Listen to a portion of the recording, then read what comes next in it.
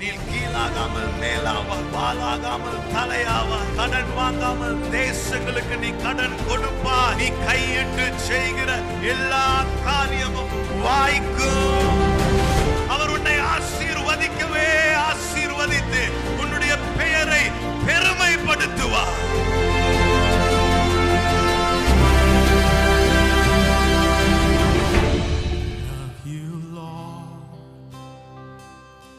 For your mercy never fails me. All my days I've been held in your hand. From the moment that I wake up until I lay my head, I will sing of the goodness of God. I love you, Lord. For your mercy never fails me. For all my days I've been held in your hand. From the moment that I wake up until I lay my head, oh, I will sing of the goodness of God. Just lift your voices tonight and sing.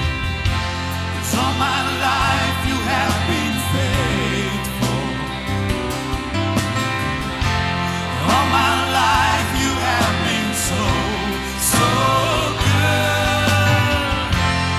Every breath that I am able, I will sing of the goodness of God. All my life you have been faithful.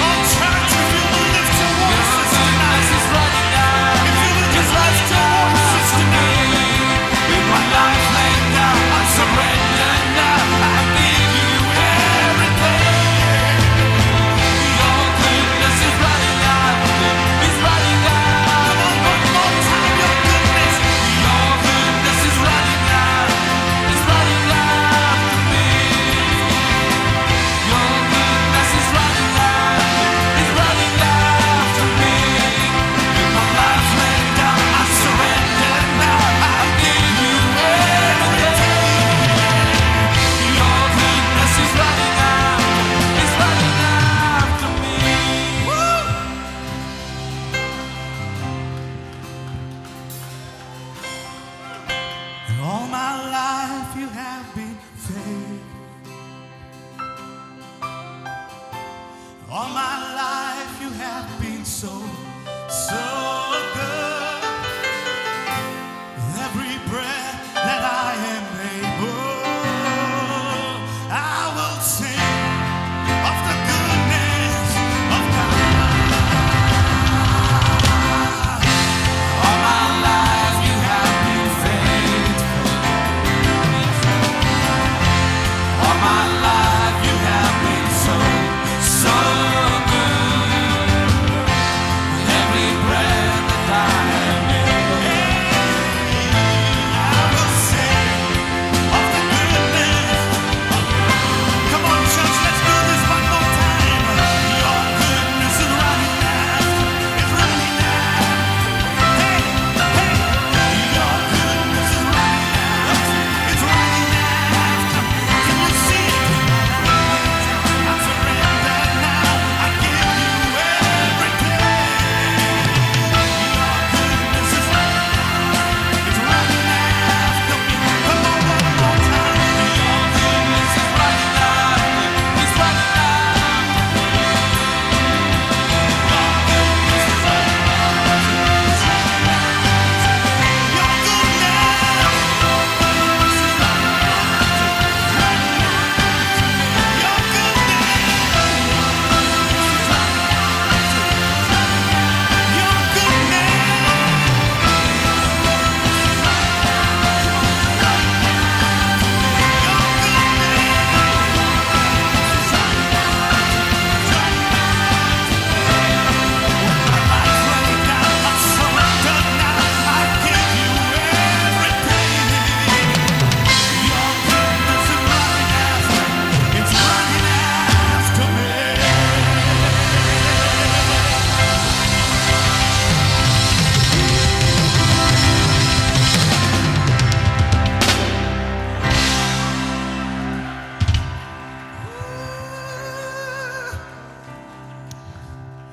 Just one last time, tell him.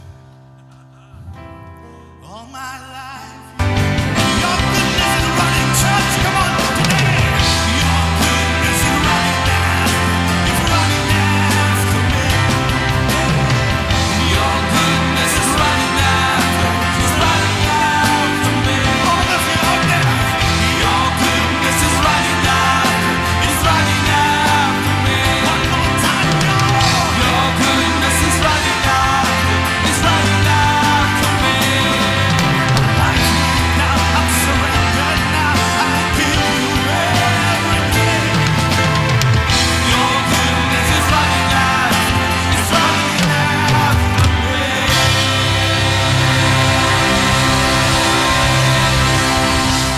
நீயோடு நான் துதிப்பாடுவேன் என் இயேசு நாதா. எனக்காய் நீர் செய்த நன்மைக்காய் கோடி கோடி நன்றி ஐயா. நன்றியோடு நான் துதி பாடுவேன் என் இயேசு நாதா. எனக்காய் நீர் செய்த நன்மைக்காய் கோடி கோடி நன்றி ஐயா. கிரகிக்க முடியாத நன்மைகள் ஏராளம் செய்தீரையா. கிரகிக்க முடியாத நன்மைகள் ஏராளம் செய்தீரையா. நினைக்காத நன்மைகள் கூடவே கூட்டி தந்தீரையா. நினைக்காத நன்மைகள் கூடவே கூட்டி தந்தீரையா. நன்றியோடு நான் துதி பாடுவேன் என் இயேசு நாதா. எனக்காய் நீர் செய்த நன்மைக்காய் கோடி கோடி நன்றி ஐயா.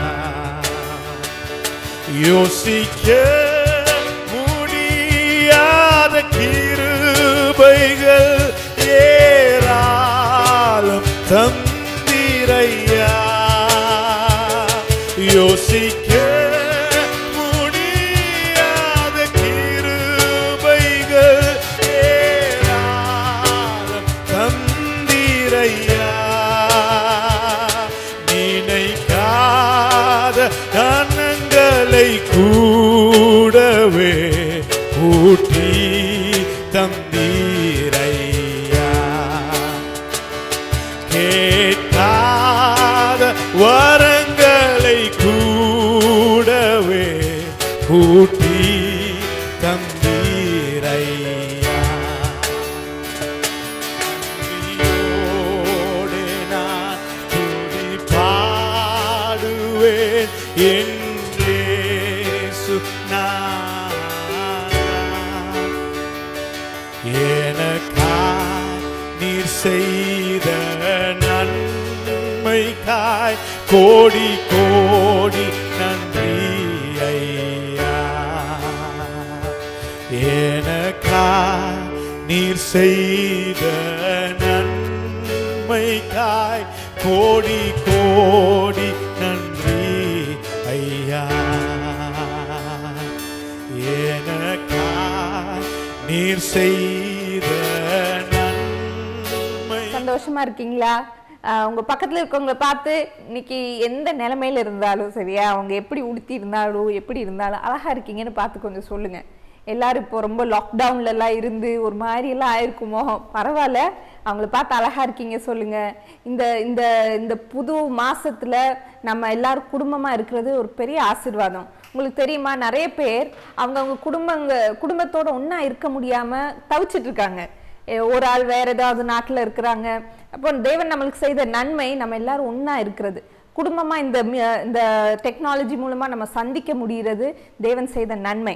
சரி, நான் நம்ம வார்த்தை கேட்க முன்னாடி ஒரு ஒரு சின்ன விஷயத்தை தேவன் எனக்கு சொல்லி கொடுத்த இந்த காலகட்டத்தில் நான் படிச்சுக்கிட்ட ஒரு விஷயத்த நான் உங்களுக்கு சொல்லி கொடுக்க ஆசைப்படுறேன். இப்போ பல சூழ்நிலைகள் நம்மளை சுற்றி வித்தியாசமாக எல்லாமே மாறிட்டு இருக்கு இல்லையா? வாழ்க்கை நம்ம இயல்பான வாழ்க்கைக்கு எப்படா திரும்புவோன்னு நம்ம ஆசைப்பட்டுட்டு இருக்கோம். ஆனால் அது இனிமேல் நடக்குமான்னு நம்மளுக்கு தெரியல. இதுதான் இப்போ புது இயல்பான வாழ்க்கையாக இருக்க போகுது. அப்போ இந்த வாழ்க்கையில் நம்ம எப்பவுமே ஞாபகம் வச்சுக்க வேண்டிய ஒரு விஷயம் என்ன தெரியுமா? தேவனுடைய கிருபை, அவருடைய நன்மை என்னை சார்ந்தது அல்ல, அது எல்லாமே அவரை சார்ந்தது.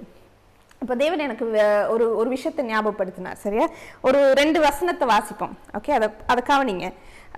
ரோமர் 5:8 போட்டிருக்கு, நாம் பாவிகளாய் இருக்கையில் கிறிஸ்து நமக்காக மரித்ததினால் தேவன் நம்மேல் வைத்த தமது அன்பை விளங்க பண்ணுகிறார். அப்போ நான் பாவியா இருக்கும் போதே என்னை நீதிமானா அவர் மாற்றிட்டாராம். அப்போ நீங்கள் ஞாபகம் வச்சுக்கோங்க, உங்கள் செயல்னால நீங்கள் விழுந்து ஜோ பண்ணுறதுனாலையோ இல்லைனா நான் இப்படி பண்ணுறேன் அப்படி பண்ணுறேன் இதை பண்ணேன் அதை பண்ணேன், நான் ஜெபிச்சேன், நான் வேதத்தை இவ்வளோ நேரம் வாசித்தேன், நான் முட்டி போட்டு ஜெபிச்சேன், நான் ஃபாஸ்ட் பண்ணி ப்ரே பண்ணேன், அப்படியெல்லாம் நான் நினச்சி அதனால தான் என்னோட நீதியை நான் தக்க வச்சுக்கிறேன், அதனால தான் தேவன் என்னை ஆசீர்வதிப்பார், அதனால தான் என் வாழ்க்கை நல்லா இருக்கும்னு நான் நினச்சேன்னா நீங்கள் அங்கே தப்பு பண்ணுறீங்க. ஏன்னா நீங்கள் பாவிகளாக இருக்கும் போதே அவர் உங்களை நீதிமானாக மாற்றிட்டாரு. யோசிச்சு பாருங்க, நான் பாவிகா இருக்கும் போதே என்னை நீதிமானா மாற்றிட்டாரு. நீதிமானுக்கு வர வேண்டிய நன்மைகளும் அதோட சேர்ந்து வந்துருச்சு. அந்த ஸ்தானத்தை நான் அந்த கெட்ட குமாரன் கதை கேட்டோம், ஞாபகம் இருக்கா? அவன் அழுக்கா குப்பையா இருக்கும் போதே அவனுக்கு மகன்ற ஸ்தானத்தை கொடுத்துட்டாரு. ஓகே, 2வது விஷயம் ஞாபகம் வச்சுக்கோங்க. யோவான் 1:12 எழுதியிருக்கு, அவருடைய நாமத்தின் மேல் விசுவாசம் உள்ளவர்களாய் அவரை ஏற்றுக்கொண்டவர்கள் எத்தனை பேர்களோ அத்தனை பேர்களும் தேவனுடைய பிள்ளைகள் ஆகும்படி அவர்களுக்கு அதிகாரம் கொடுத்தார். அப்போ நம்ம இப்போ 2 வாரத்துக்கு முன்னாடி கேள்வி கேட்டோம், அவர் என்னைய மகனா மாத்திருக்காரு. அப்போ அது மகனுக்குரிய ஒரு இப்போ எங்க வீட்டில் பெனாயா இருக்கான், பெனாயாக்கு இந்த வீட்டில் இருக்க எல்லாத்துக்கும் எங்கிட்ட இருக்க பணம், என்கிட்ட இருக்க நகைகள், என்கிட்ட இருக்க சொத்து எதெல்லாம் இருக்கோ அதுக்கெல்லாம் அவன் பங்காளி, அவனுக்கு அதில் உரிமை இருக்கு. அப்போ நான் என்னைக்கு நான் தேவனை ஏற்றுக்கொண்டேனோ, நான் விழுந்து செய்கிற காரியங்கள்னால இல்லை, நான் என்னைக்கு தேவனை ஏற்றுக்கொண்டேனோ அன்னைக்கு நான் மகன் ஆயிட்டேன். அந்த ஸ்தானத்துலேருந்து நான் விலகிறதே இல்லை. நான் நிறைய விஷயங்கள் செய்யலாம், நான் ஓடி போகலாம், நான் அவரை விட்டு விலகி போகலாம், நான் அவர்கிட்ட பேசாமல் இருக்கலாம். ஓகே, அதெல்லாம் ஞாபகம் வச்சுக்கோங்க. நம்ம நிறைய நேரத்தில் நினச்சிக்கிறோம், ஐயோ நான் இப்படி பண்ணனால தான் என்னோட மகாஸ்தானத்துலேருந்து நான் விலகினனால எனக்கு வந்த ஆசீர்வாதம் எல்லாம் போயிருச்சோ. அப்போ என்ன பண்ணுறேன், என்னுடைய நோக்கம் என் மேலே திரும்பிடுது. ஆனால் என் நோக்கம் என் மேலே இருக்கக்கூடாது, அவர் மேலே இருக்கணும். அவர் கிருபையினால்தான் நான் ரட்சிக்கப்பட்டேன், அவருடைய நன்மையினால தான் நான் நீதிமான் ஆக்கப்பட்டேன்.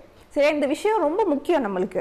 அது இந்த காலத்தில் எப்படி சொல்கிறது, பொருளாதாரத்தில் நம்ம சில ஏற்றத்தாழ்வுகளை நம்ம பார்க்கும்போது, ஒரு நாள் பேங்க் அக்கௌண்ட்ல காசு இருக்கு, அடுத்த நாள் இல்லை. அப்போ நான் என்ன பண்ணேன், எதை பண்ணினேன், அதை திரும்ப நான் பண்ணணுமோ, அப்படி பண்ணாதான் என் காசு இருக்குமோ, அப்படி தக்க வைக்க முடியுமோ அப்படின்னு நான் நினைக்கிற இந்த சூழ்நிலை வரும்போது நான் ஞாபகம் வச்சுக்கணும், நோ, எல்லாமே அவருடைய கிருபையினால தான் நான் பெற்றுக்கொண்டேன். அவருடைய கிருபை எனக்கு இலவசமாக கொடுக்கப்பட்டுச்சு. ஒரு அழகான ஒரு புக்கு நான் வாசிச்சுட்டு இருக்கும் போது அதில் ஒரு லைன் எழுதி இருந்துச்சு. சரியா, இங்கிலீஷில் இருக்கு, நான் உங்களுக்கு தமிழில் மொழிபெயர்க்கிறேன். Grace is a gift that costs everything for the giver and nothing for the recipient. அப்படின்னா கொடுக்கிறவருக்கு எல்லாமே கொடுக்கிறவர் எல்லாத்தையும் கொடுக்கிற ஒரு நிலைமை, பெற்றுக்கொள்றவர் ஒரு எப்படி சொல்றது, ஒரு பெற்றுக்கொள்றவருக்கு அதுலேருந்து பெற்றுக்கொள்றது மட்டும்தான் அவருடைய வேலை. அவருக்கு அதில் ஒரு சாக்ரிஃபைஸே இல்லை. ஓகே, விளங்குதா உங்களுக்கு? ஸோ அதுதான் கிருபை. கொடுத்தவர் இயேசு, கடவுள் எனக்கு தன்னுடைய மகனவே, he gave his everything to me. ஆனால் நான் பெற்றுக்கொண்டவன் இலவசமாக பெற்றுக்கொண்டேன். என்கிட்ட ஒரு கரையும் செலுத்த வேண்டிய எனக்கு அவசியமே இல்லை. இதை நான் விளங்கிக்கிட்டேன்னா என் வாழ்க்கை வித்தியாசமாக இருக்கும். என் கண்ணோட்டம், என்னுடைய நோக்கம் எல்லாமே அவருடைய கிருபை மேலே இருக்கும். எஸ், நான் எப்போவுமே அடிக்கடி உங்கள்கிட்ட சொல்கிறது என்னது, மனசுக்குள்ளே இருக்க அந்த கசப்புகள் அதெல்லாம் நீங்கள் நீக்கணும். ஆனால் நான் நீக்கிறேனோ இல்லையோ அவர் என்னை ஆசீர்வதிப்பார். நான் நீக்கிறேனோ இல்லையோ அவருடைய நன்மை என் மேலே எப்போவுமே இருக்கும். அதை நான் விளங்கிக்கிட்டேன்னா என் வாழ்க்கை ரொம்ப ஈஸியாக இருக்கும். சரியா, இது ஏன் நான் சொல்கிறேன்னா, இந்த வெளிப்பாடு உங்களுக்குள்ளே வர வர உங்களுக்கு ஒரு ஃப்ரீடம் வரும், ஒரு லைட்னஸ் வரும். ஏன்னா அந்த உங்கள் மேலே இருக்க அந்த பாரம் அப்படியே விலகி போயிடும். ஏன்னா அவர் முதவே எல்லாத்தையும் செஞ்சு முடிச்சிட்டாரு, எல்லாமே எனக்காக மீட்டு கொடுத்துட்டாரு, என்னைய மகனாக ஏற்றுக்கொண்டுட்டார், நான் நீதிமான், அவ்வளோதான். சரியா, இந்த வார்த்தைகள் உங்களை ஆசீர்வதிக்கும் நான் நம்புகிறேன். நான் ஒரு அழகான ஒரு நல்ல ஒரு விருந்தா இன்னைக்கு வார்த்தை உங்களுக்கு ரெடியாக இருக்குது. அதை நீங்கள் பெற்றுக்கொள்ள உங்கள் இருதயங்களை நல்லா திறந்து ஒரு வார்த்தையை பெற்றுக்கொள்ளுங்க. Okay, God bless you. எல்லாரும் பலத்தோட சுகத்தோட சந்தோஷமா இருப்பீங்கன்னு நிச்சயமா விசுவாசிக்கிறேன். இது ஒரு ஞாயிற்றுக்கிழமை காலையில் உங்களை இந்த வீடியோ மூலமாக தேவனுடைய வார்த்தையை கொண்டு சந்திப்பது எனக்கு பெரிய மகிழ்ச்சி. இன்னைக்கு சுருக்கமாக தேவனுடைய வார்த்தையிலிருந்து சில விஷயங்களை நான் உங்களோட பேச விரும்புகிறேன். எனக்கு சில காலங்களுக்கு முன்பதாக தேவன் என்னோட பேசிய ஒரு வார்த்தை, இது நேற்று எனக்கு திரும்பவும் ரொம்ப தீர்க்க தரிசனமாக அப்படி உள்ளுக்கு உரைச்சிச்சு. அப்போ ஒரு பலன் அடைஞ்ச ஒரு நிலை ஒன்று நானே உணர்ந்தேன். திரும்ப அந்த வார்த்தையை யோசித்து தேவன் என்னோட அந்த வார்த்தையை திரும்ப பேசுகிற நேரத்தில் பயங்கர ஒரு பலன் ஒன்று வந்ததை நான் உணர்ந்தேன். நிச்சயமாக இந்த வார்த்தை உங்களை ஊக்குவிக்கும், உங்களை பலப்படுத்தும், உங்களுடைய அடுத்த காலத்துக்குள்ள உங்களோட எடுத்து செல்லும், உங்களுடைய அடுத்த படியை தைரியமாக எடுத்து வைக்க உதவும். நான் இன்னைக்கு நம்பி விசுவாசத்தோடு இந்த வார்த்தையை உங்களோட பேசுகிறேன். கவனமாக கவனிங்க, ரொம்ப ஆசீர்வாதமாக இருக்கும். சரியா, நாங்கள் எரேமியா 12வது அதிகாரத்துக்கு போகிறதுக்குள்ள இன்னைக்கு ஒரு வசனத்தை 2 தீமோத்தேயுவிலிருந்து பார்க்க போகிறோம். 2 தீமோத்தேயு 4வது அதிகாரத்தில் இருந்து ஒரு வசனத்தை நான் வாசிக்கிறேன். பாருங்க, 7வது வசனம். இத பவுல் எழுதுறாரு. அழகான ஒரு வசனம், எனக்கு ரொம்ப பிடிச்ச ஒரு வசனம். இதை பொதுவாக எல்லாரும் மரணத்தில் தான் வாசிப்பாங்க, யாராவது இறந்துட்டா அந்த வசனத்தை எடுத்து வாசிப்பாங்க. ஆனால் இதை பாருங்க, எழுதியிருக்கு 7வது வசனம், நல்ல போராட்டத்தை போராடினேன், நல்ல போராட்டத்தை போராடினேன், ஓட்டத்தை முடித்தேன், விசுவாசத்தை காத்து கொண்டேன். நல்ல அதாவது ஒரு போராட்டம், அதை நான் நல்லா போராடிட்டேன், ஓட்டத்தை முடிச்சிட்டேன், விசுவாசத்தை காத்து கொண்டேன்னு இருக்கு. அது வந்து ஆக்சுவலா கெப்ட் த ஃபெய்த். பார்த்தீங்கன்னா என் விசுவாசத்தை விட்டுறாம விசுவாசத்தோட வாழ்ந்தேன். அதுதான் நான் காத்து அதை பத்திரமா வைக்கிறது இல்லை, விசுவாசத்தோட கடைசி வரை வாழ்ந்துட்டேன். அதான் சொல்றாரு அவரு. 3 விஷயம், போராட்டம் போராடினேன், ஓட்டத்தை ஓடினேன். அதை வாசிக்கும் போது எனக்கு ஒரு விஷயம் நல்லா விளங்குது. ஒரு போராட்டம் தான் இந்த வாழ்க்கை. அதுல ஒவ்வொரு படிக்கும் ஒரு போராட்டம் இருக்கும். இந்த படியிலிருந்து நீங்க அடுத்த படிக்கு ஏறுவீங்க, அடுத்த படியில் அந்த படிக்கு ஏத்த போராட்டம் இருக்கும். போராட்டமே இல்லாத வாழ்க்கையை தேவன் ஒரு நாளும் நமக்கு வாக்குத்தத்தமா சொல்லவே இல்லை. உனக்கு போராட்டமே இருக்காதுன்னு அவர் சொல்லவே இல்லை. பாருங்க, இன்னொரு விஷயம் விளங்குது, இது ஒரு ஓட்டம்.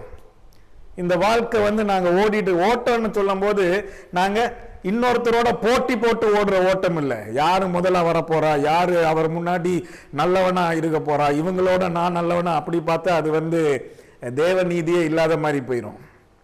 இது ஓட்டம் வந்து நான் அவங்களோட பெட்டரா இவங்களோட பெட்டரான்ற ஓட்டம் இல்லை, என்னுடைய இலக்கத்தை அடைகிற ஒரு ஓட்டம்.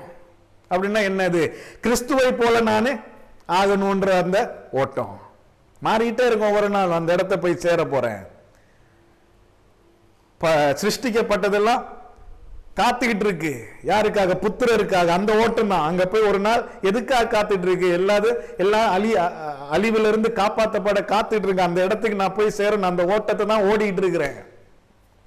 தேவன் எனக்கு அநேக வாக்கு தத்தங்களை கொடுத்திருக்காரு. அந்த இடத்தை போய், அந்த இலக்கை போய் சேர்றதுக்கு தான் ஓடிட்டு இருக்கிறேன். பாருங்க, அதுதான் இந்த ஓட்டம்.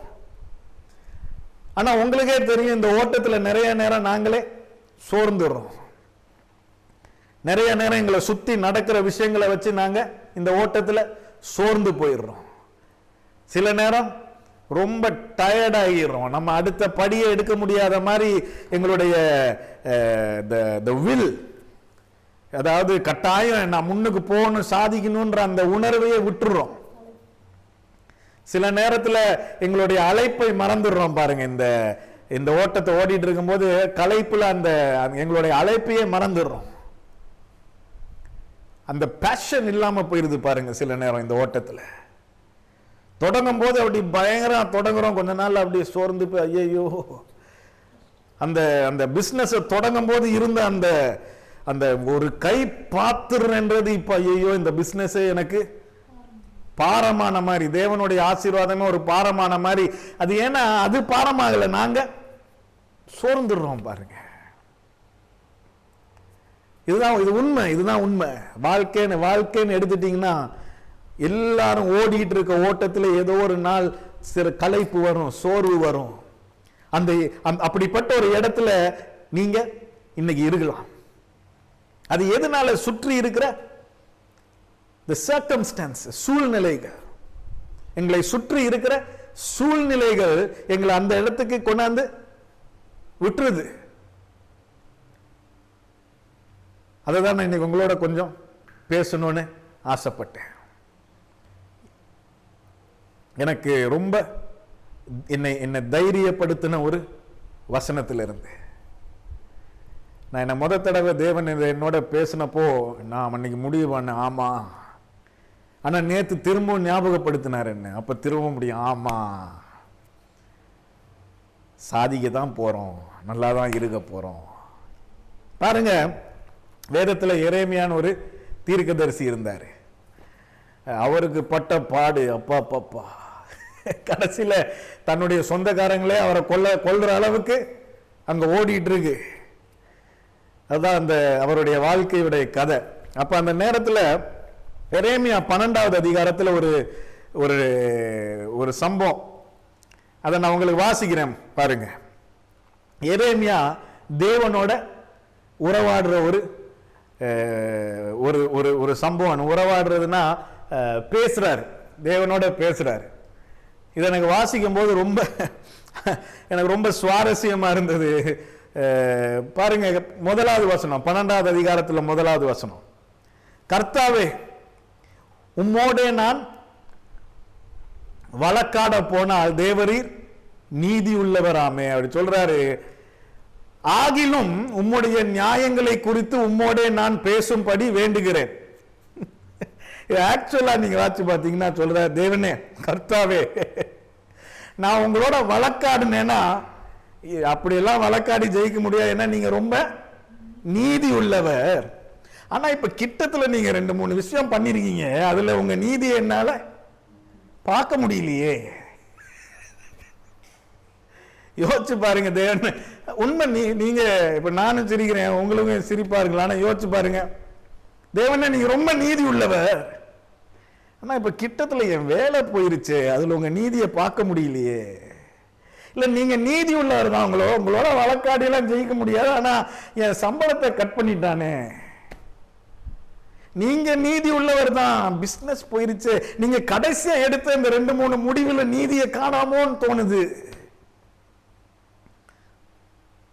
நீங்க நீதி உள்ளவர் தான், நல்லாதான் ஓடிட்டு இருந்து திடீர்னு கடன்ல இப்படி சிக்கிட்டேனே.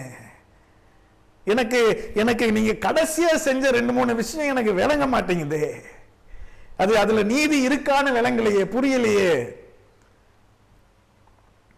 பாருங்க, அடுத்து சொல்றாரு, ஆகாதவர்களின் வழி வாய்க்கிறது என்ன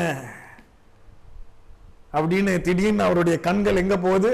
வெளியில போகுது. நான் இப்படி பாடாப்பட்டு இருக்கேன், ஆனா இவன் புதுசா ஒரு காரை வாங்கிட்டு வந்து வச்சிருக்கானே.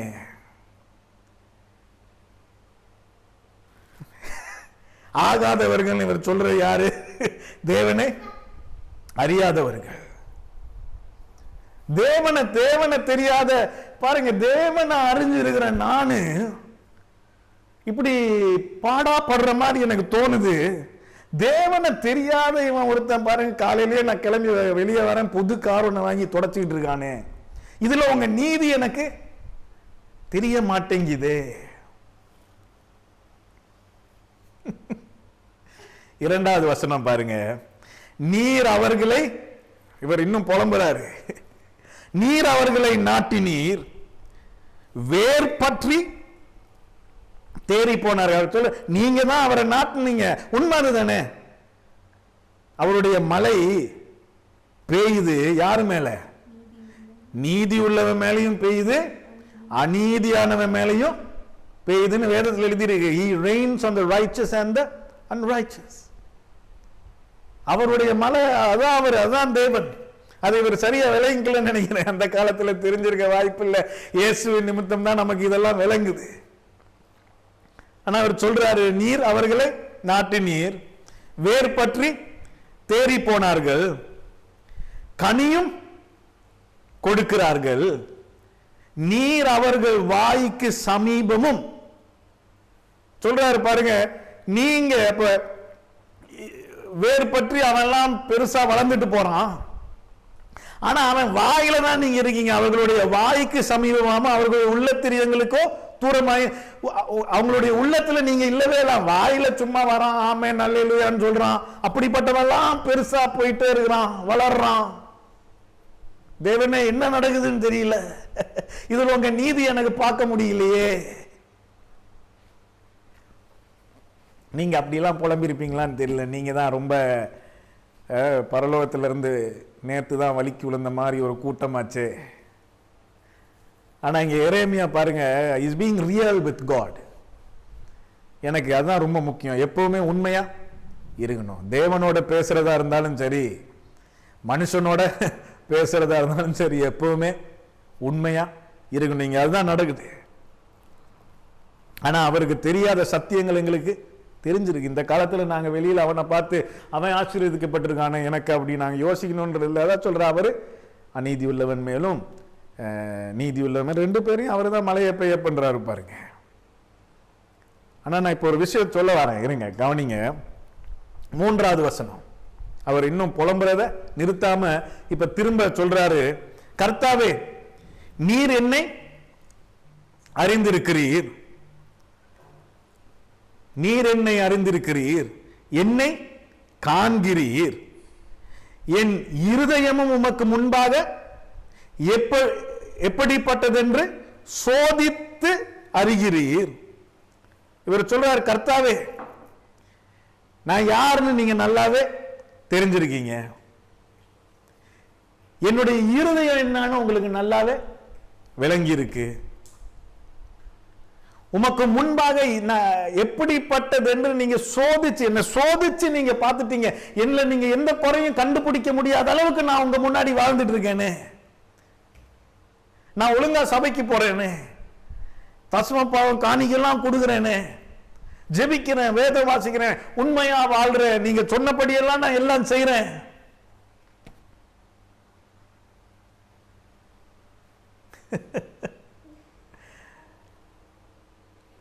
அப்புறம் 4வது வசனத்துல சொல்றாரு, எந்த மட்டும் தேசம் புலம்பி எல்லா வெளியின் புல்லும் வாடி அதன் குடிகளுடைய பொல்லாப்பின் நிமித்தம் மிருகங்களும் பறவைகளும் அழிய வேண்டும். அவரு திரும்பவும் அங்க பாருங்க, தியாலஜி ஒரு சின்ன அங்க திருத்தம் வரணும். இப்ப நமக்கு விளங்கிட்ட என்ன தெரியுமா, இன்னைக்கு நான் உங்களுக்கு நிச்சயமா சொல்லட்டுமா, எல்லா சர்ச்சும் இதை புடிச்சு வச்சுட்டு விட மாட்டேன்றாங்க. என்னது, பாவிகள்னால தேசம் அழிஞ்சிருது. அது பழைய ஏற்பாட்டில் நடந்த ஒரு விஷயம். சோதோம் குமாராவாங்கிற பாவத்தினால பாவிகள்னால தேவன் அழிக்கணும்னு முடிவு பண்ணது அப்போ. இப்ப என்ன, சிலுவைக்கு அப்புறம் எல்லாமே மாறி இருக்கு. பாவிகளை மாற்றணும், அந்த பாவியும் காப்பாற்றப்படணும் தான் அவர் உயிரே கொடுத்தாரு. நீ பாவி, உன்னால நான் இப்ப தேசத்தையும் அழிக்க போறேன்னு அவரு கிளம்புறது இல்லை பாருங்க. ஆனா எரேமியா அப்படி சொல்றாரு. அப்ப நான் இதை அங்க திருத்தி சொல்றேன், ஏன்னா இதெல்லாம் நீங்க தெரிஞ்சுக்கணும், சரியா? நான் சொல்ல வர விஷயம் அடுத்து. இப்படி எரேமியா புலம்பிட்டு இருக்கிறாரு பாருங்க. கடைசியில் எங்க வந்துட்டாரு, எல்லாத்தையும் கொன்னே போட்டுருங்க அப்படின்ட்டாரு. இவன் எல்லாத்தையும் கொன்று என் முன்னாடி இவெல்லாம் வாழ்ந்துட்டு இருக்க, இவனெல்லாம் அழிச்சு போட்டுருங்க. திடீர்னு தேவன் பேசுறாரு பாருங்க. 5வது வசனம். என்னோட தான் இருக்கீங்களா? பாருங்க, தேவன் அந்த புலம்பலுக்கு ஏத்த ஒரு பதில். எரேமியா கவலைப்படாத, என்ன நடக்கு ஏன் நடக்கு அப்பெல்லாம் பேசாம திடீர்னு ஒரு வசனத்தை அங்க ஒரு வசனம் அங்க வருது. என்னன்னா, தேவன் பேசுறாரு, ஒரு விஷயத்தை அங்க சொல்றாரு. அதை வாச்சோன்னே எனக்கு அப்படி தைரியத்தை கொடுக்கிற மாதிரி திடீர்னு சொல்ற, நீ காலாட்களோட ஓடும் போதே உன்னை இளைக்க பண்ணினார்கள், ஆனால் குதிரைகளோட எப்படி சேர்ந்து ஓடுவாய்? ஆஹா, எக்ஸ்கியூஸ் மீ, புலம்பிக்கிட்டு இருக்கான். தேவன் திருப்பி கேட்கிறாரு, நீ காலாட்களோடு ஓடும் போதே இப்படி சோர்ந்து போயிட்டீன்னா குதிரைகளோட எப்படி ஓட போற? ஹலோ, இதை நான் தீர்க்க தரிசனமா இன்னைக்கு உங்களோட நான் பேசுறேன். ஒரு போர் நீங்க பார்த்திருக்க வாய்ப்பு இல்லை, ஆனா போர் படமெல்லாம் பார்த்திருப்பீங்க. நாங்க படமெல்லாம் பார்க்கவே மாட்டோம் பாஸ்டர் 2-3 பேர் இப்ப யோசிப்பீங்க. பரவாயில்ல, என்ன கூகுள் பண்ணி பார்த்துங்க போரெல்லாம் எப்படி நடந்துச்சு. போர் நடக்கிற நேரத்துல முதல்ல போர்ல காலாட்கள், போர் வீரர்கள், படை காலாட்கள், அவங்க ஓடுவாங்க. அந்த பக்கத்துல வருவாங்க, இந்த பக்கத்துல இருந்து வருவாங்க, 2 பேரும் மோதிக்குவாங்க. மோதி அங்க ஒரு குறைவு ஏற்படுது பாத்தீங்களா, ஒருத்தன் அழிச்சு குறைவு ஏற்படும் போது அடுத்து குதிரை படை உள்ளுக்கு வரும். முதல்ல அம்பு போகும், அதுக்கப்புறம் காலாட்கள் போவாங்க, அதுக்கப்புறம் குதிரை வரும். இதை நீங்க விளைவிக்கணும். அப்ப அதை வச்சுதான் நீங்க இதை விளைவிக்க முடியும். என்ன நடக்குது பாருங்க, எரேமியா புலம்பிட்டு இருக்க அந்த இடத்துல உட்கார்ந்து திடீர்னு தேவன் கேட்கிற கேள்வி, நீ காலாட்களோடு ஓடும் போதே சோர்ந்து போயிட்டீங்கன்னா குதிரைகளோட நீ எப்படி ஓடுவேன்னு கேட்கிறாரு. இன்னைக்கு நான் உங்களை பார்த்து அதுதான் கேட்கிறேன். நீ காலாட்களோடு ஓடும் போதே சோர்ந்து போயிட்டீங்கன்னா குதிரைகளோட எப்படி ஓடுவ? இன்னைக்கு உன் வீட்டில் வர கரண்ட் பில்லை நீ எடுத்து பார்த்து சோர்ந்து போயிட்டீங்கன்னா நாளைக்கு ஒரு கார்பரேட்டுக்கே அதிபதி ஆகணும், அந்த கார்பரேட்டுக்கே நீ தான் கரண்ட் பில் ஆகணும்னு அவரு நீ குதிரைகளோட ஓடுவேன்னு நினைச்சிட்டு இருக்காரு. கரண்ட் பில் சின்னதா ஒரு விஷயத்தை சொல்றேன், ஆனா நீங்க இப்ப கையில இருக்க ஒரு குட்டி பிசினஸ் ஐயோ கையை விட்டு போகுதுன்னு நினைச்சீங்கன்னா அது காலாட்கள். அந்த காலாட்களோட ஓடுறதே நீங்க கலைச்சு போயிட்டீங்கன்னா நாளைக்கு ஒரு பெரிய கம்பெனியே நீ நடத்தணும்னு அவர் ஆசைப்படுறாரு. குதிரையோட நீ ஓடணும்னு அவர் ஆசைப்பட்டு இருக்கிறாரு. அது எப்படி நடக்கும்னு நான் கேட்கிறேன். இது கலைத்து போக வேண்டிய காலம் இல்ல. சந்தோஷமா துதித்து தேவனுடைய திட்டங்கள் என்ன, எண்ணங்கள் என்ன, அவர் எனக்கு வச்சிருக்க வாக்கு தத்தங்கள் என்னன்னு அறிந்து அதன்படி நடக்க வேண்டிய காலங்கள். நான் துதிக்கிற காலம் இது. சந்தோஷமா இருக்க வேண்டிய காலம் இது. தேவன் மேல முழுதா என்னுடைய விசுவாசத்தை வைத்து இருக்க வேண்டிய காலம் இது. நான் சொல்றேன் உங்களுக்கு, சூழ்நிலைகளை பார்த்து ஐயோ இப்படியே நினைச்சீங்கன்னா நான் நீ கேட்கிறேன், காலாட்களோட உன்னால ஓட முடியலன்னா குதிரையோட நீ எப்படி ஓட போற? நாளைக்கு நீ பெரியவன் ஆகணும்னு அவர் முடிவு பண்ணிட்டாரு. நீ நல்லா இருக்கணும்னு அவர் முடிவு பண்ணிட்டாரு. ஆனா ஒவ்வொரு படி நீ எடுக்கும் போது அந்த படிக்கு ஏத்த ஒரு போராட்டம் இல்லாத வாழ்க்கையே இல்லை. ஆனா அவர் நினைக்கிறாரு நீ குதிரையோட ஓட முடியும், உன்னால குதிரையோட ஓட முடியும் மகனால அவர் யோசிச்சுட்டு இருக்காரு. நான் காலாட்களோடய ஓடி களைச்சு போய் ஐயோ என்னால முடியாது, எனக்கு சம்பளம் பத்தல, எனக்கு காசு இல்லை, இந்த பிஸ்னஸை நடத்த முடியாது, எனக்கு சந்தோஷம் இல்லை, எனக்கு சமாதானம் இல்லை, என்னால் அடுத்தபடி எடுத்து வைக்க முடியல, எனக்கு உடம்புல சுகம் இல்லை, எனக்கு இது, எனக்கு அது, எனக்கு இப்படி இருக்கு, எனக்கு அப்படி இருக்குன்னு காலாட்களோடு நடக்க முடியாம நீ களைச்சு போயிருந்தீனா குதிரைகளோட எப்படி ஓடுவேன்னு இன்னைக்கு உன்னை பார்த்து கேட்கிறேன். ஹலோ, அவர் உங்களை பார்க்கும்போது, கிதியோன் அவர் பார்க்கும்போது, கிதியோன் ஒளிஞ்சு என்னது திராட்சை ரசம் கிரேப் ஜூஸ் பண்ற இடத்துல, கிரேப் ஜூஸ்க்கு கிரேப் மிதிக்கிற இடத்துல அவர் என்னத்தை ஒளிஞ்சு பண்ணிட்டு இருக்காராம்? கோதுமைய இடிச்சிட்டு இருக்காரு அங்க உட்கார்ந்து. ஏன்? பயத்துல. காலாட்களோட ஓட முடியாம களைச்சு போய் அங்க ஒளிஞ்சுக்கிட்டு இருக்கனவன் தேவன் பார்த்து நினைக்கிறார், இல்ல இவன் குதிரையோட ஓடலாமே. நீங்க வேதத்தை வாட்சி பார்த்தீங்கன்னா தொடக்கத்துல இருந்து இதைதான் நீங்க பார்த்துட்டே வருவீங்க. யோசேப்பு காலாட்களோட ஓடி கலைக்கல, பாரோட உட்கார்ந்தான். பாரோட உட்கார்ந்து இருக்கும் போது இப்ப யாரு கூட ஓடிட்டு இருக்கான்? குதிரையோட ஓடிட்டு இருக்கான். அங்க பிரச்சனை இல்லாம இருந்துச்சா? இல்ல, கடைசி வரைக்கும் இருந்துச்சு. மோசே காலாட்களோட ஓடினா, அப்புறம் குதிரைகளோட ஓடுறான். அங்க பிரச்சனை இருக்குல்லையா? இல்ல, இங்க தேர்ச்சி போயிட்டான். எழுதி இருக்கு, தன்னுடைய மாமனாருடைய ஆடுகள் எல்லாத்தையும் வனாந்தரத்துல மேய்ச்சிக்கிட்டு இருக்கிறான். மேய்ச்சு தேவனுடைய மலைக்கு போய் சேர்ந்தான்னு எழுதி இருக்கு.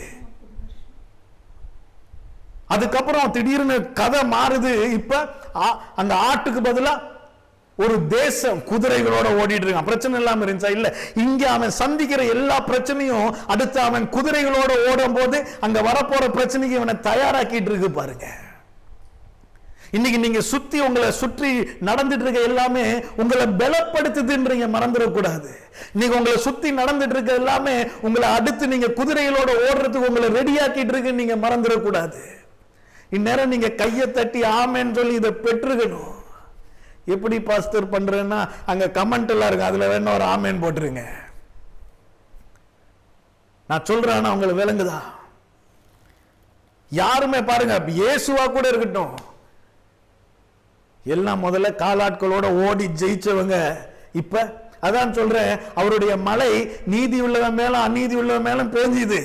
இதுல என்ன வித்தியாசம்னா, காலாட்களோட ஓட முடிஞ்சவன் ஓடி குதிரைகளோட ஓடிக்கிட்டு இருக்கிறான். அவனை பார்த்து நாங்க அவனுக்கு மட்டும் இப்படி இருக்கே. அப்ப எரேமியா பார்த்து அதான் தேவன் சொல்ல, நீ அவனை பார்த்து அவன் வந்துட்டான்னு நினைக்காத, இதுல நீ கலைச்சிடாத. உனக்கு பெரிய ஓட்டத்தை நான் வச்சிருக்கிறேன், குதிரைகளோட நீ ஓடணும்னு நான் ஆசைப்பட்டிருக்கேன், அது உன்னால முடியும். ஆனா யோசிச்சு பாருங்களேன் ஒரு நிமிஷம், குதிரையோட ஓடி ஒரு மனுஷன் ஜெயிக்க முடியும்? நேச்சுரலா யோசிச்சு பாருங்க. நேச்சுரலா யோசிச்சு பார்த்தா முடியாது.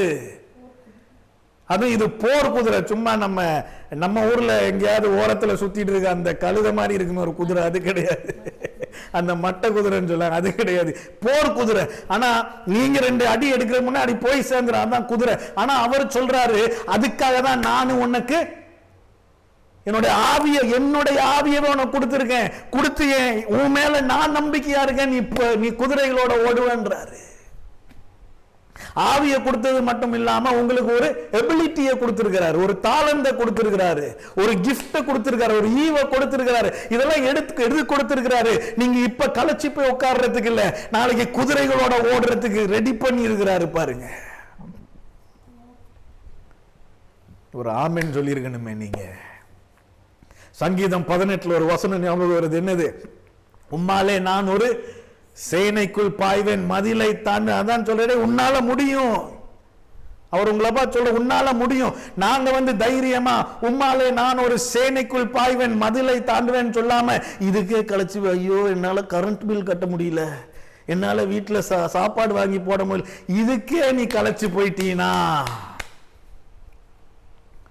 நாளைக்கு உனக்கு பெரிய ஆசீர்வாதம் வரதான் போகுது.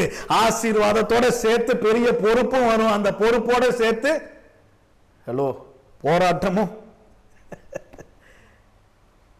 இதுல நீ தேர்ச்சி பெற்றினா அதுல ஈஸியா பண்ணுவேன்னு அவர் சொல்றாரு. நான் சொல்றவங்களை விளங்கினவர் ஆமேன்னு சொல்லுங்களேன். இன்னைக்கு என்னது நீங்க சந்திச்சுட்டு இருக்க பிரச்சனை? உங்களை கலைக்க வைக்கிற பிரச்சனை என்னது? உங்களுடைய நோயா, உங்க பணமா, வீடா, சந்தோஷமா, சமாதானம் இல்லை, என்னது? எல்லாமே காலாட்கள் தான். கலைச்சிடாதீங்க. ஓட்டத்தை ஓட வேண்டி இருக்குது, விசுவாசத்தை இன்னும் பிடிச்சு வாழ வேண்டி இருக்கு, போராட்டத்தை போராடி முடிக்க வேண்டி இருக்கு. இப்ப கலைச்சிடாதீங்க. குதிரை உங்களுக்காக காத்துக்கிட்டு இருக்குது. நான் சொல்றவங்களுக்கு விளங்குதா? இன்னைக்கு நான் இன்னைக்கு நிறைய பேர்கிட்ட பேசிட்டு இருக்கேன்னு எனக்கு தெரியும். அதான் தீர்க்க தரிசனமா தேவன் எப்பவுமே கொடுக்குற ஒரு வார்த்தை இப்படிப்பட்ட வார்த்தை தான். அது நிறைய பேருடைய இருதயத்தை இன்னைக்கு மாற்றிக்கிட்டு இருக்கும். இந்த நேரத்தில் கேட்டுக்கிட்டு இருக்கும் போது, ஐயோ இவனுக்கு மட்டும் அப்படி நடக்குது, என் குடும்பத்துக்கு மட்டும் இப்படி நடக்குது, என் வாழ்க்கையில மட்டும் இப்படி இருக்குது, என்ன சுத்தி மட்டும் இப்படி நடக்குது. வெறும் காலாட்கள் தான். கலைச்சிடாதீங்க. குதிரைக்காக ரெடி ஆகிட்டு இருக்கீங்க. ஆமென். பாருங்க, ரெண்டே விஷயம்தான். குதிரைகளோட ஓடின எல்லாருடைய வாழ்க்கையும் நீங்க எடுத்து பார்த்தீங்கன்னா, அதுல முக்கியமா அவங்கள தளர விடாம கடைசி வரைக்கும் ஓட வச்சிட்டு இருந்தது தேவனோட அவங்களுக்கு இருந்த உறவு. தேவனோட அவங்களுக்கு இருந்த உறவு, தேவன் அவங்களுக்கு கொடுத்திருந்த தாளந்துகள், ஈவுகள். இது என்னன்னு உங்க வாழ்க்கையில நீங்க கண்டுபிடிச்சீங்க. இன்னைக்கு வீடியோ எடுத்துட்டு இருக்கும்போது இங்க நவீன் இருக்கிறாரு. இப்போ நவீன் எடுத்துட்டோம்னா அவர் கொடுக்கப்பட்டிருக்க தாளந்து என்னது? இந்த அழகா வீடியோ எடுக்கிறாரு, அழகா எடிட் பண்ணுறாரு, இந்த மாதிரி அழகா டைரக்ட் பண்ணுறாரு, அழகா ஃபோட்டோ எடுக்கிறாரு. இது அவர் கொடுக்கப்பட்டிருக்க தாளந்து, அவர் கொடுக்கப்பட்டிருக்க ஈவு. அப்போ தேவனோட இருக்கிற உறவு, இந்த மாதிரி தேவனால கொடுக்கப்பட்டிருக்க இந்த தாளந்து ஈவு என்னன்னு தெரிஞ்சு அதுல விடாம நீங்க முன்னுக்கு அடுத்த படி எடுத்து அடுத்த படி எடுத்து அடுத்த படி எடுத்து என்ன சுற்றி வந்தாலும் கலைக்காம நடந்துகிட்டே இருந்தீங்கன்னா ஒரு காலம் வருது குதிரைகளோட ஓடுவீங்க. நேச்சுரல் மைண்ட்ல அது சாத்தியமே இல்லைன்னு தோணும். எப்போ குதிரையோட ஒரு மனுஷன் ஓட, ஆனா தேவன் அதை கட்டாயமா செய்வாரு. நீங்க கட்டாயமா தெரிஞ்சுக்க வேண்டிய ரெண்டு விஷயம். தேவனுடைய அந்த நீங்க வச்சிருக்க உறவு, நான் போன வாரமும் சொன்னேன், பிதாவோடு இருக்கிற உறவு, ஆவியானவரோடு இருக்கிற உறவு, இயேசு உங்களுக்கு கொடுத்திருக்க கிருபைனா என்னது, அதன் மூலமா நீங்க என்ன ஆயிருக்கீங்க, சிலுவை மூலமா என்னது, இதெல்லாம் நீங்க தெரிஞ்சு அதன் மூலமா நீங்க கட்டி எழுப்புற அந்த உறவு, தேவன் உங்களுக்கு கொடுத்திருக்க தாளந்து, அந்த ஈவு, இதுகள் என்னது என் வாழ்க்கையில நீங்க தெரிஞ்சு அதை எடுத்துக்கொண்டு தைரியமா அடுத்த படின்னு எடுத்து வைக்கிறீங்க பாருங்க. அதுதான் உங்களை குதிரைகளோட ஓட பண்ண வைக்குது. இயேசு சிலுவையை தூக்கிட்டு அந்த மலையை ஏறுறாரு. ஏற்கனவே உடம்பெல்லாம் காயம், பிச்சு சதையெல்லாம் தொங்குது, ரத்தம் ஓடுது, துப்பிருக்கான், துணியெல்லாம் உருவிட்டான், பெரிய ஒரு மரத்தை வேற தோல்ல வச்சுட்டான். ஏறி அடுத்து ஏறும் போது விழுந்துடுறாரு. ஆனாலும் திரும்பவும் எலும்பி ஐயோ என்னால முடியலையேன்னு சொல்லாம திரும்பவும் அதை ஏறி தோல்ல தூக்கிட்டு அடுத்த படி எடுத்து வைக்கிறாரு பாருங்க. அதுதான் களைச்சு போகாம காலாட்களோட ஓடுறது. வெறும் காலாட்கள். அங்க போய் ஒரு சிலுவையில தொங்கிட்டு இருந்தது காலாட்கள். அதுக்கப்புறம் பாருங்க, எல்லா நாமத்துக்கும் பெரிய நாமம் அவர் கொடுக்கப்பட்டு தேவனுடைய வலது பார்சத்தில் உட்கார வைக்கப்பட்டு, அப்புறம் எங்களையும் அவருக்குள்ள வச்சு எங்களையும் அங்க உட்கார வச்சு இப்படி ஒரு பெரிய காரியம் நடந்தது. ஆனா எழுதியிருக்கு, இன்னும் அவரு எங்களுக்காக வழக்காடிட்டு இருக்கிறாரா. குதிரைகளோட ஓட தொடங்கிட்டாரு இப்ப. ஆனா அங்கேயும் இதெல்லாம் பட்டது அவர். அப்ப அங்க இருந்து என்ன பண்ற, தேவனே நானு அங்க பாருங்க அதெல்லாம் முடிச்சிட்டு வந்தேனே, அதனால இப்ப இவன் நல்லா இருக்கணுமே. ஹலோ, கலைச்சிடாதீங்க, கலைச்சிடாதீங்க. ஏன்னா நம்மளை சுத்தி நடந்துட்டு இருக்குது அப்படிப்பட்ட விஷயம் கலைக்க வச்சிரும். ஆனா இந்த நேரத்துல தான் எழும்பி தைரியமா, இன்னைக்கு வீட்டுல தைரியமா எழும்பி சத்தமா தேவனை துதிங்க, ஒரு பாடலை பாடுங்க, சந்தோஷமா இருங்க, 4 பேரோட கூடி சிரிங்க. எல்லாம் முடிஞ்சதுன்னு நினைச்சு உட்கார்ந்துட்டு இருக்காதீங்க. தேவனுடைய எண்ணங்கள் உங்களை குறித்து இருக்கிற எண்ணங்கள் பெரிய எண்ணங்கள். உங்களால அவர் வச்சிருக்க எண்ணங்கள் எல்லாத்தையும் கட்டாயமா செஞ்சு முடிக்க முடியும்னு அவருக்கு தெரியுது, உங்களுக்கும் தெரியணும். பாருங்க, ஜேம்ஸ், யாக்கோபு எடுத்துக்கோமா. யாக்கோபுல 1வது வசனத்தை எடுங்க, பாருங்க என்ன எழுதியிருக்குன்னு பாருங்க. 1வது வசனம், யாக்கோபு, எக்ஸ்கியூஸ் மீ, James chapter 1. ஆமென். யாக்கோபு 1வது அதிகாரத்தில் 2வது வசனம் இப்படி சொல்லுது, என் சகோதரரே, நீங்கள் பலவிதமான சோதனைகளில் அகப்படும் போது உங்கள் விசுவாசத்தின் பரீட்சையானது பொறுமையை உண்டாக்கும் என்று அறிந்து அதை மிகுந்த சந்தோஷமாக எண்ணுங்கள். ஹலோ, என் சகோதரரே, திரும்ப சொல்றேன், கவனிக்கிறீங்களா? நீங்கள் பலவிதமான சோதனைகளில் அகப்படும் போது இது வெறும் காலாட்கள் தான் தெரிஞ்சுக்குங்க. சகோதரரே, நீங்கள் பலவித சோதனைகளில் அகப்படும் போது, உங்களை சுத்தி இப்படிலாம் சோதனைகளில் நீங்க அகப்படும் போது இது வெறும் காலாட்கள் தான் நீ தெரிஞ்சுக்கிங்க. ஏன்னா உங்கள் விசுவாசத்தின் இது பரீட்சையானது பொறுமையை உண்டாக்கும் என்று அறிந்து அதை மிகுந்த சந்தோஷத்தோடு எண்ணுங்கள். நீங்கள் ஒன்றிலும் குறைவுள்ளவர்களாயிராமல் பூரணராயும் நிறைவுள்ளவர்களாயும் இருக்கும்படி பொறுமையானது பூரண கிரியையை செய்ய கடவுது. இங்கிலீஷ்ல வாசிக்கும் போது இன்னும் இன்ட்ரெஸ்டிங்கா இருக்கும். இருங்க, எடுத்துருவோம். James chapter 1 ஆங்கிலத்திலையும் பார்த்துருவோமா? யாக்கோபு 1வது அதிகாரத்தில் ஆங்கிலத்தில் பார்த்துருவோம். இப்படி இருக்கு பாருங்க.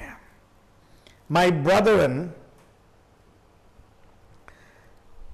count it all joy when you fall into various trials, knowing that the testing of your faith produces faith, patience. ஆனா அங்க production. இப்ப எங்கன்னா நீ பலவித சோதனைகள் அகப்படும் போதே அங்க ப்ரொடக்ஷன் தொடங்கிருச்சு. ப்ரொடக்ஷன் யூனிட் கேள்விப்பட்டிருக்கீங்களா? ஒரு பெரிய கம்பெனி நடத்துறாங்க, என்ன மீன் கம்பெனி, டின் ஃபிஷ் கம்பெனின்னு வச்சுக்குவோம். ப்ரொடக்ஷன் என்னது? அங்க வெளியிலிருந்து மீனெல்லாம் வர, அதெல்லாம் உள்ளுக்கு வந்தோடனே டின்ல அடைச்சு அங்க ப்ரொடக்ஷன் நடந்துகிட்டே இருக்குல்ல. நீ பலவித சோதனைகள் அகம்படும் போது அங்க என்ன தொடங்கிருச்சு? ப்ரொடக்ஷன் தொடங்கிருச்சு. முதல்ல பொறுமையானது ப்ரொடியூஸ் ஆகுது. அந்த பொறுமை நிமித்தமாக நீ எல்லாவற்றிலும் பரிபூரணமா நிறைவா இருக்கிறதுக்கு தேவையான எல்லாமே ப்ரொடியூஸ் ஆகி உன் கைக்கு வருது. ஆனா பலவித சோதனைகள் உனக்கு வரும்போது காலாட்கள் நீ தெரிஞ்சுக்கணும். பலவித சோதனைகள் அகப்படும் போது காலாட்கள். நான் கலைக்க மாட்டேன், குதிரைகளோட ஓட பிறந்திருக்கிறேன். ஆமென். பாருங்க, இன்னொரு வசனம் உங்களுக்கு வாசிச்சுட்டு நான் முடிச்சிடுறேன். பிலிப்பியர் 3வது அதிகாரத்துக்கு திருப்பி போமா? கையில் உங்க வேதங்கள்லாம் இருக்கும்னு நினைக்கிறேன். யாக்கோபுல நாங்கள் வாசிச்சது எல்லாத்தையும் சந்தோஷமா எண்ணிக்க. அப்படின்னா நீ கலைச்சு போகாம இருக்கிறதுக்கு என்ன அப்ப நடக்கணும்? எப்பவுமே சந்தோஷத்தை விட்டுறாம இருக்கணும். ஐயோ எனக்கு உடம்புல நோய், ஐயோ காசு இல்லை, காலாட்கள். நான் குதிரையோட ஓட பிறந்திருக்கிறேன், கட்டாயமா ஓடுவேன்.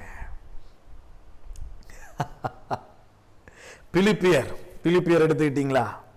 3வது அதிகாரத்துல 12வது வசனம் நான் வாசிக்கிறேன், கேளுங்க. நான் அடைந்தாயிற்று அல்லது முற்றும் தேறினவனானேன் என்று எண்ணாமல். எவ்வளவு அழகா எழுதுறாரு பாருங்க பவுல் யாரும் இல்ல, யோசிச்சு பாருங்க. ஐயோ ஐயோ ஐயோ, அவர் வாழ்க்கையை பார்க்கும் போதே அப்படியே தலையே சுத்திருது. செத்து பொழைச்சு வந்திருக்காரு. எங்கேயுமே கப்பல்லாம் உடஞ்சிச்சு, ஒன்றும் பண்ண முடியல, பாம்பு கொத்து தூக்கி வீசிட்டு போயிறாரு. அது மட்டும் இல்ல, இவர் போகாத இடம் இல்ல, பண்ணாத பிரசங்கம் இல்ல. இவர் மூலமா தான் நமக்கு இப்ப வந்திருக்க அவ்வளவு வெளிப்பாடுகள் இவர் மூலமா வந்தது. ஆனா இவர் சொல்றாரு பாருங்க, நான் அடைந்தாயிற்று அல்லது முற்றும் தேறினவனானேன் என்று எண்ணாமல், எனக்கு இருவருங்க, நான் வந்துட்டேன், அவ்வளவுதான், அயவராய்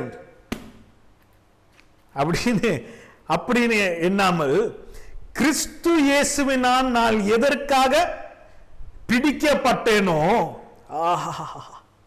கிறிஸ்து இயேசுவினால் நான் எதற்காக பிடிக்கப்பட்ட. நீங்க மனைவி பக்கத்தில் உட்கார்ந்துருக்காங்க, நவீன் இருக்காருங்க, என் மகன் இருக்கான், நாங்க எல்லாரும் கிறிஸ்து இயேசுவினால பிடிக்கப்பட்டிருக்கிறோம். எதற்காக பிடிக்கப்பட்டேனோ அதை நான் பிடித்துக் கொள்ளும்படி ஆசையாய் தொடர்கிறேன். ஹலோ, கிறிஸ்து இயேசுவினால எதற்காக நான் பிடிக்கப்பட்டேனோ அதை பிடிப்பதற்காக நான் ஓடுகிறேன், தொடர்கிறேன், விடமாட்டேன், கைவிட மாட்டேன், விட்டுற மாட்டேன். கிறிஸ்து என்னை எதுக்காக பிடிச்சாரோ அதை பிடிக்கிற வரைக்கும் நான் தொடருவேன். அப்படின்னா என்ன சொல்ல வரேன், நீங்க இன்னும் போக வேண்டிய காலம் நிறைய இருக்கு, ஓட வேண்டிய ஓட்டம் இன்னும் பெருசா இருக்கு, சாதிக்க வேண்டியது இன்னும் அதிகமா இருக்கு. இந்த நேரத்தில் விட்டு கொடுத்துட்டு உட்கார்ந்து இருக்காதீங்கன்னு உங்களை தீர்க்க தரிசனமா இன்னைக்கு நான் பேசிட்டு இருக்கிறேன்.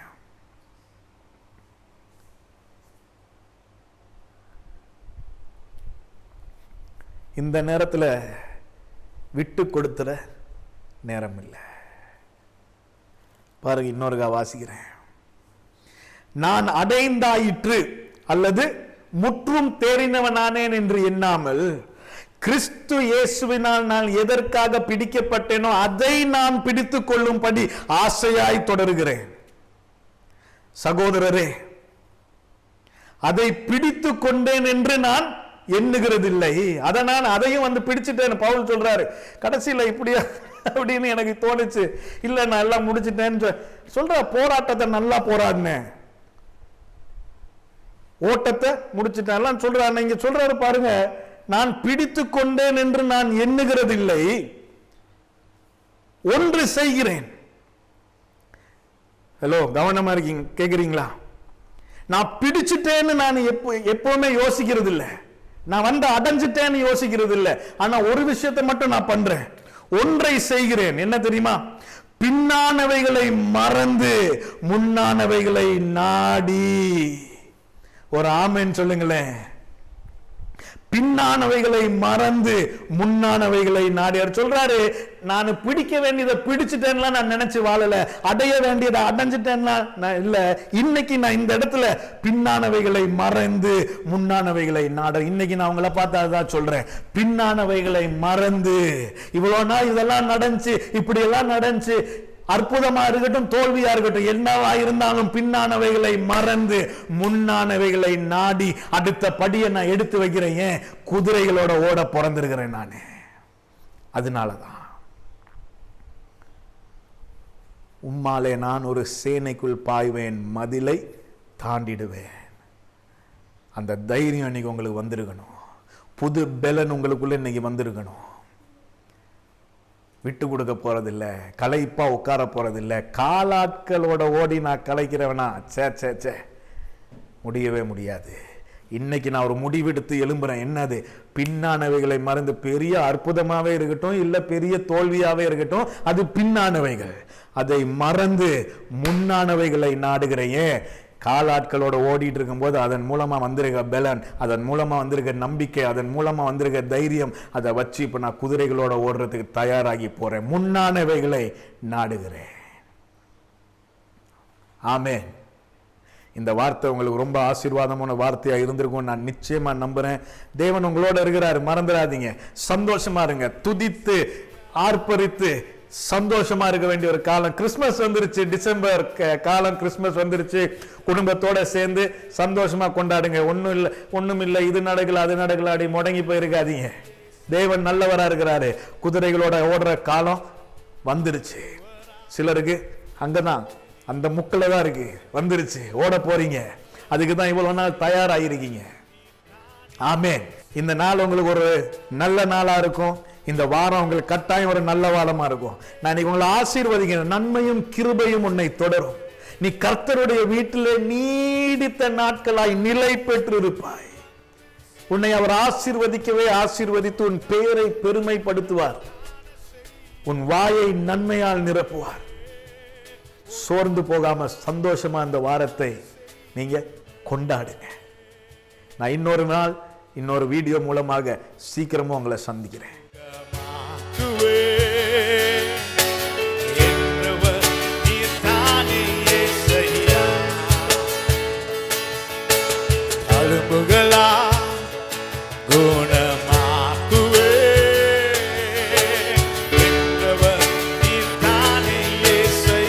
விசுவாசத்தோடு சொல்லுவோமா? தழும்புகளா குணமாக்குவே என்றவர் நீர்தானே இயேசையா. தழும்புகளா குணமாக்குவே என்றவர் நீர்தானே இயேசையா. இந்த நாளில் செய்யுமே, இறங்கி வந்து செய்யுமே. இந்த நாளில் செய்யுமே, இறங்கி வந்து செய்யுமே. ஒரு அற்புதம் நாங்கள் காண செய்யுமே. ஒரு அற்புதம் நாங்கள் காண செய்யுமே. இந்த நாளில் செய்யுமே, இறங்கி வந்து செய்யுமே. இந்த நாளில் செய்யுமே, இறங்கி வந்து செய்யுமே. ஒரு அற்புதம் நாங்கள் காண செய்யுமே. ஒரு அற்புதம் நாங்கள் காண செய்யும். எல்லாருமாய் சேர்ந்து ஹalleluya, ஹalleluya, ஹalleluya, ஹalleluya, ஹalleluya,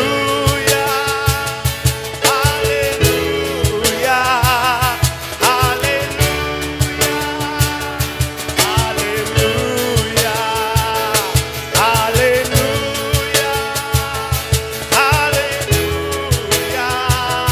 ஹalleluya,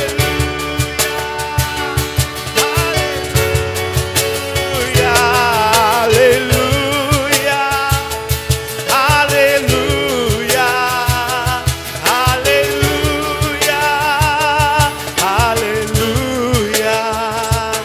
hallelujah,